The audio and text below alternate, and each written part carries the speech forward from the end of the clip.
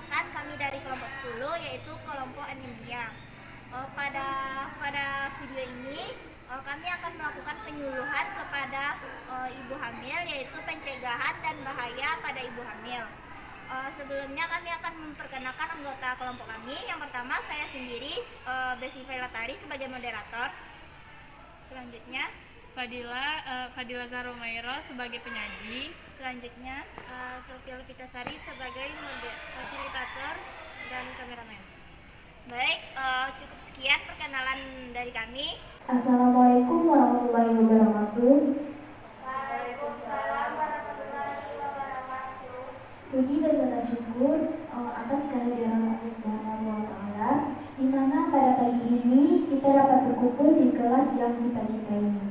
Tanpa memperbanyak kata mukadimah, sebelum kita masuk ke acara penyuluhan kita pada pagi ini, saya akan memperkenalkan diri. Yang pertama, saya sebagai moderator Bevi Velatari, dan rekan saya Fadila Zaromairo sebagai penyaji, dan rekan saya yang satu lagi Sofia Levitasari sebagai penerbitasi dan fasilitator.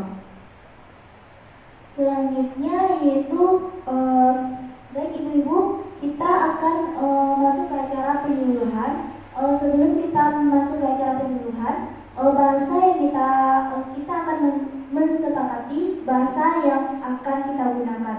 Bahasa yang akan kita gunakan apakah bahasa Indonesia atau bahasa apa, Ibu?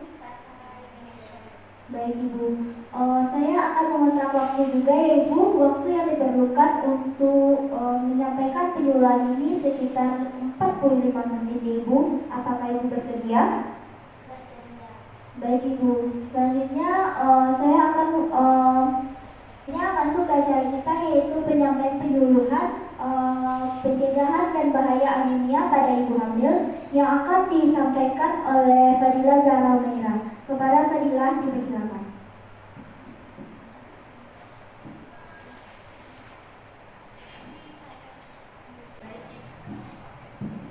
Baik Ibu, saya di sini akan membacakan materi pencegahan dan bahaya anemia pada ibu hamil. Sebelumnya, apakah Ibu tahu apa itu anemia? Tidak.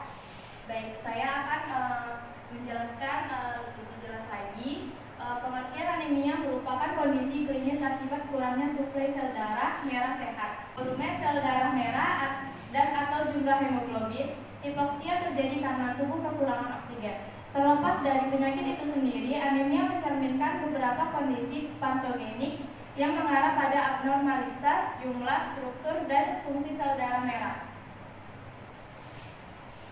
Lalu setelah itu ada macam-macam anemia. Yang pertama ada anemia akibat penurunan produksi eritrosit. Lalu ada pembagiannya, ada menurunnya sintesis hemoglobin.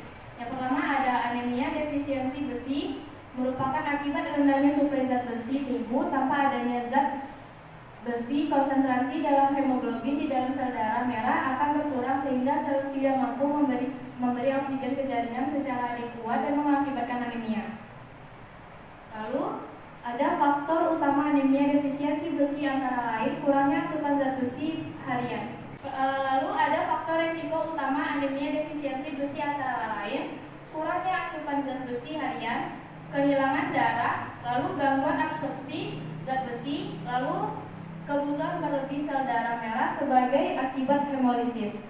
Lalu yang terakhir, thalassemia merupakan kelainan genetik autosom resesif yang mengakibatkan kurangnya produksi hemoglobin. Lalu setelah itu kerusakan sintesis DNA seperti anemia megaloblastik merupakan kelainan yang disebabkan oleh kerusakan DNA yang berakibat pada sel darah merah abnormal berukuran besar. Kondisi ini disebabkan oleh kekurangan vitamin B12 dan asam folat. Lalu menurunnya prekursor eritrosit seperti pada anemia aplastik dan anemia penyakit kronis. Lalu setelah itu ada anemia akibat peningkatan penghancuran eritrosit. Yang pertama ada anemia hemolitik, merupakan kondisi akhir dari kondisi yang menuju hemolisis. Hemolisis adalah penghancuran eritrosit dini dapat karena kerusakan fisik. B, penyakit sel sabit atau sickle cell disease merupakan kelainan turunan dari hemoglobin mutan atau hemoglobin yang menyebabkan karakteristik sabit pada sel darah merah. Lalu, ciri-ciri anemia pada ibu hamil. Klien dengan anemia sedang kadar Hb 6 hingga sampai 10 gram desiliter. Mungkin akan mengalami dyspnea, sesak nafas, nafas pendek, menggigil, diaforesis, atau keringat berlebih saat beraktivitas dan kelelahan kronis. Beberapa klien dengan anemia berat, kadar Hb kurang dari 6 gram per desiliter, misalnya klien dengan gagal ginjal kronis, dapat saja asimptomatik karena anemianya terjadi secara bertahap, sedangkan pada klien lain gejala klinis muncul dengan segera dan melibatkan banyak sistem tubuh. Manifestasi lain muncul bergantung pada etiologi. Pemeriksaan secara seksama dapat memberikan petunjuk mengenai etiologi. Hitung eritrosit, kadar hemoglobin, dan nilai hematokrit menguatkan adanya anemia.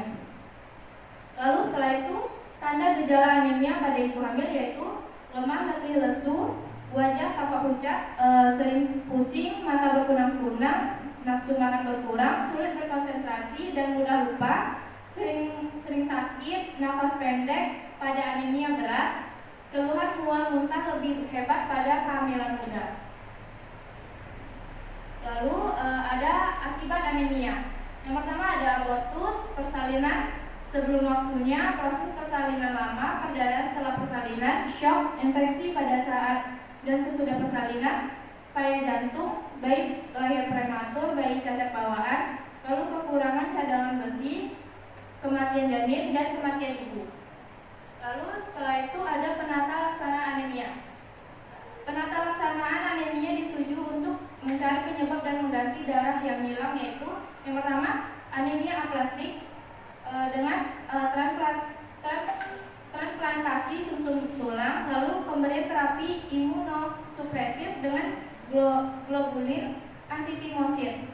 Lalu ada anemia pada penyakit ginjal dengan pada pasien dialisis harus ditangani dengan pemberian besi dan asam folat. Lalu ketersediaan eritropoietin rekombinan. Lalu setelah itu yang ketiga anemia pada penyakit kronis. Pada anemia tidak menunjukkan gejala dan memerlukan penanganan khusus. Besi sumsum tulang dipergunakan untuk membuat darah sehingga Hb meningkat. Lalu yang keempat ada anemia pada defisiensi besi. Penyebab dari defisiensi besi menggunakan preparat besi oral. Lalu setelah itu yang kelima anemia megaloblastik, defisiensi vitamin B12 dengan pemberian vitamin B12 yang dapat diberikan dengan injeksi B12. Lalu dengan terapi vitamin B12 diberikan pada pasien selama hidup untuk mencegah kekambuhan anemia. Lalu yang keenam, anemia defisiensi asam folat, penanganan dengan diet dan penambahan asam folat 1 mg per hari. Lalu secara intramuskular pada pasien dengan gangguan absorpsi. Lalu dalam mengatasi anemia pada ibu hamil berikut merupakan penata laksananya. Yang pertama, meningkatkan konsumsi zat besi dari makanan beraneka ragam yang memiliki zat besi melengkapi termasuk vitamin yang dapat meningkatkan penyerapan zat besi seperti vitamin C. Lalu setelah itu suplemen zat besi. Pemberian suplemen besi menguntungkan karena dapat memperbaiki status hemoglobin dalam waktu yang relatif singkat. Lalu pemberian suplemen Fe. Untuk anemia berat dosisnya adalah 4-6 mg per kilogram. Untuk berat badan per hari dalam 3 dosis terbagi. Untuk anemia ringan sampai sedang jumlah dosisnya adalah 3 mg per kilogram. Untuk BB per hari dalam 3 dosis terbagi. Lalu mengatur pola diet seimbang berdasarkan piramida makanan sehingga kebutuhan makronutrien dan mikronutrien dapat terpenuhi. Lalu dengan terapi jus jambu biji sebagai peningkat kadar hemoglobin. Lalu cara mengatasi anemia. Upaya yang dilakukan dalam pencegahan dan penanggulangan anemia adalah yang pertama dengan suplementasi tablet Fe, fortifikasi makanan dengan besi, Kebiasaan pola makan dengan menambahkan konsumsi pangan yang memudahkan absorpsi besi seperti menambahkan vitamin C. Lalu penurunan kehilangan zat besi dengan pemberantasan cacing-cacing dalam upaya mencegah dan menanggulangi anemia adalah dengan mengkonsumsi tablet tambah darah. Lalu yang ketiga, dengan pengobatan anemia defisiensi besi sejak tahun 1997, pemerintah telah merintis langkah baru dalam mencegah dan menanggulangi anemia. Salah satu pilihannya adalah mengkonsumsi tablet tambah darah. Lalu yang keempat, membatasi konsumsi bahan makanan yang dapat menghambat absorpsi besi seperti bahan makanan yang mengandung polifenol atau peanut. Lalu setelah itu ada makanan yang dianjurkan untuk mencegah anemia pada ibu hamil. Yang pertama, daging dan unggas. Daging dan unggas merupakan makanan yang dapat mencegah anemia pada ibu hamil. Makanan jenis ini mengandung zat besi atau hemoglobin hewani. Lalu yang kedua ada hati.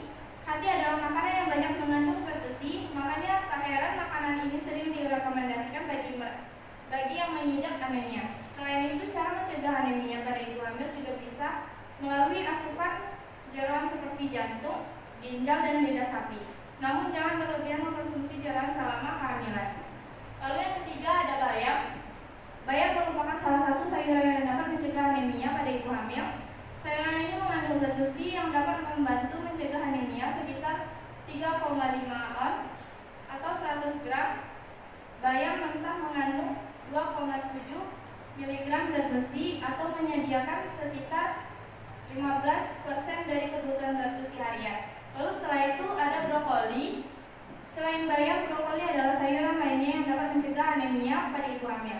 Satu porsi brokoli atau satu cangkir per 154 gram mengandung 1 mg zat besi atau 6% dari kebutuhan zat besi harian.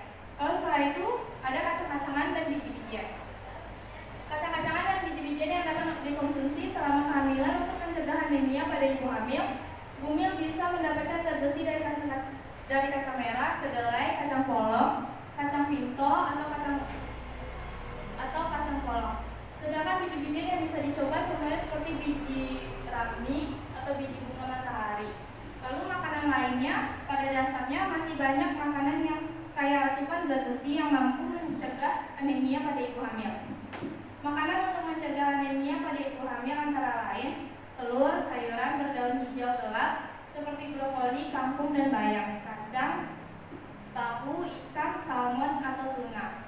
Hati-hati terhadap ikan yang mengandung merkuri atau tiram, sereal yang diperkaya biji-bijian, oatmeal, dan roti gandum utuh. Perlu diketahui bahwa zat besi akan sulit diserap oleh tubuh yang bila kekurangan asupan vitamin C.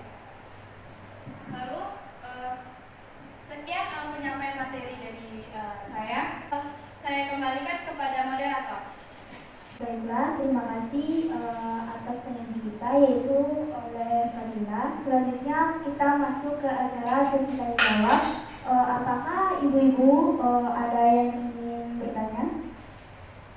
Baik ibu, dengan ibu siapa bu? Perkenalkan, nama saya Fadila Putri. Saya ingin bertanya kepada Binaji. Apa yang terjadi jika ibu hamil terkena penyakit anemia? Baik, terima kasih atas pertanyaannya Ibu Anita. Selanjutnya, apakah penyanyi sudah bisa menjawab pertanyaannya? Baiklah, silakan kepada Fadila untuk menjawab pertanyaan untuk Ibu Anita.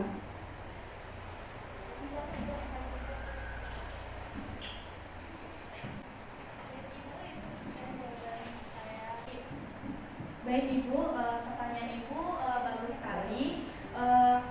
Saya akan menjawab pertanyaan dari Ibu ya. Pertama, anemia ini harus dihindari oleh para ibu hamil karena dampak dari anemia pada ibu hamil itu sendiri yakni keguguran, perdarahan selama kehamilan, persalinan prematur, gangguan janin, gangguan persalinan, dan masa nifas. Baik Ibu, itu jawabannya. Saya kembalikan ke moderator. Baik, terima kasih atas jawaban dari Fadila. Apakah Ibu Afifah sudah paham dan mengerti atas jawaban dari Fadila tadi?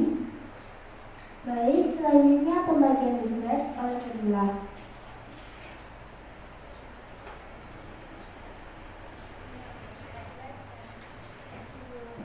Baik Ibu, leaflet ini digunakan untuk Ibu sebagai membaca ya Ibu, karena di dalam leaflet itu terdapat materi kami yang sudah kami jelaskan tadi.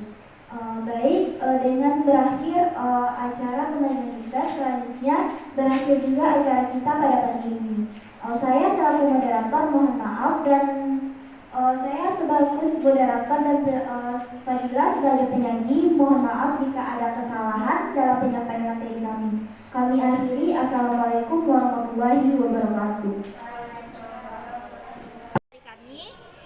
Kami ucapkan terima kasih. Assalamualaikum warahmatullahi wabarakatuh.